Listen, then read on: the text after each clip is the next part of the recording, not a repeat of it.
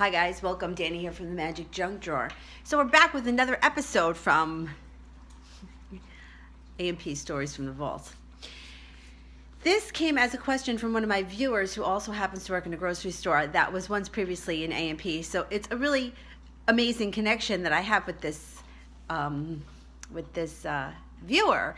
And I always love when people ask questions, and if I can make a video to go along with it, even better. So this one is especially for him, and it's about Western Union. So scammers with Western Union. First of all, I think that this should be out there for everybody to watch just because it is a huge issue. Western Union, depending on the state and also depending on the country, requires different forms of ID. In some cases, you don't need any ID to pick it up or to send it. So let me start from the beginning. When I first started working for A&P, which was like 150 years ago, when the company first opened its doors. No, I'm only kidding. We maybe did one or two Western Unions a week, maybe. And it was a phone system where you called it up and it was kind of automated and you sent the money over the phone. As time went on, paying through Western Union became much more popular.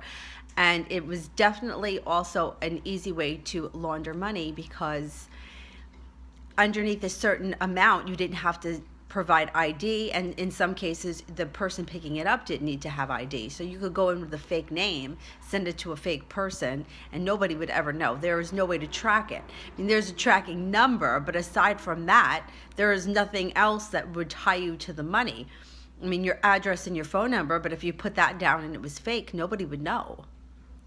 So I'm not trying to give people ways to scam, but I'm just saying you need to be, if anybody ever tells you to send them money Western Union, it's definitely something that needs to be questioned. Now, if your child calls you and needs money Western Union, it's different. But this is a really popular scam that would happen.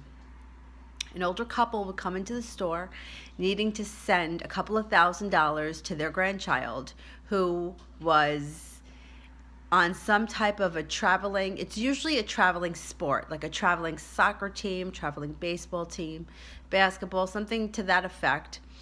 And they would tell us that the child was in a car accident and they received a phone call from the kid's friend, and the kid does not want their parents to know about this accident or whatever the situation is. Please send me $1,200 or whatever the amount is. And this was a scam. Now, these poor people would want to help their grandchild and not think that somebody would scam them, but they would know that their grandchild was away. Like, for example, I remember one situation where this couple came in and they said, we know that he's away. We know that he's in Baltimore or wherever it was. And if he's in trouble, we want to make sure he gets the money. And the caveat there is that the person says he doesn't want his parents to know. So the grandparents would be apprehensive to call the parents because the kid doesn't want them to know. So the grandparents are trying to do the right thing by the kid, and they don't have any way to find out. But this is what was happening, and this is why I'm so not a social media person, and why it drives me a little bit nuts when people want to tag me in things on Facebook.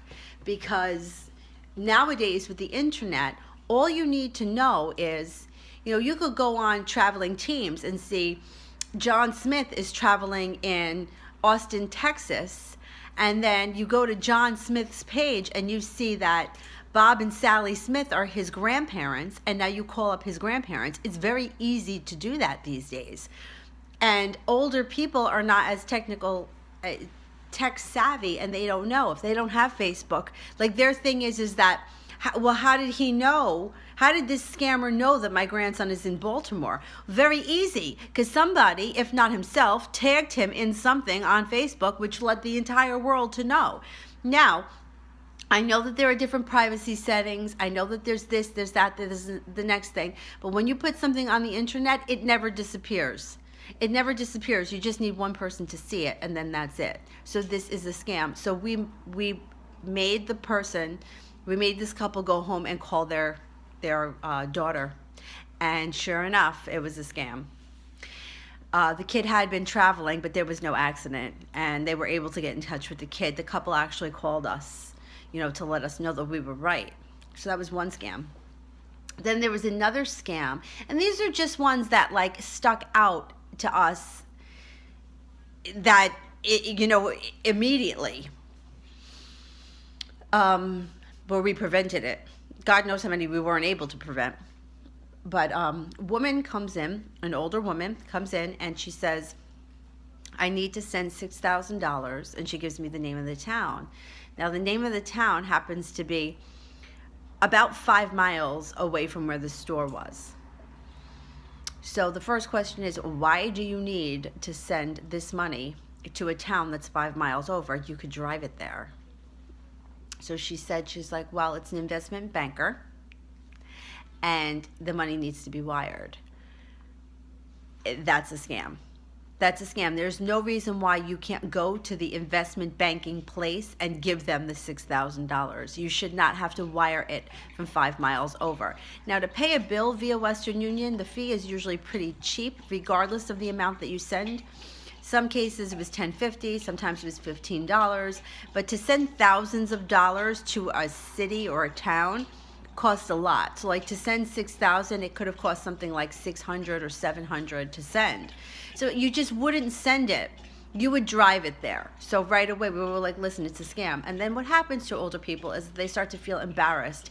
And there's nothing to be embarrassed about. Like you're about to be the victim of a scam because somebody else is a shithead, not you. But I can understand it because I would be embarrassed too. It actually happened to me once, sort of. I bought a pair of Uggs off of eBay, and I had to pay Western Union, send the money to China, and I never got the Uggs. But years later, I did get the money sent back to me. Western Union sent me a check. So I don't know that it was a scam or if the person never picked up the money, and then that, maybe something happened, the person never picked up the money, and then Western Union returned it to me. But you would think that I would know better than to send money Western Union, but I didn't know. I was stupid. But anyhow, I got the money back, minus the fee, whatever the fee was. So these Western Union things, a huge scam. And then they're now, as time started to go on, things were getting a little bit more, after 9/11, there was something that was put out by the government, and it was called the Patriot Act, I think. And it had something to do with if the same person kept coming in and wiring money to the same place, it was something like we had to fill out a form and submit it. I don't know if anything got investigated, but I remember that. And we had one woman who used to come in and send thousands of dollars. I want to say it was to Israel, but I can't swear it was Israel. It could have been Egypt or Jordan. It was somewhere. And she was we had to answer all these questions. There are a lot of questions that you, even as the third party, have to answer. Is the person standing in front of you, and did they show you their ID, and all this stuff that you have to check.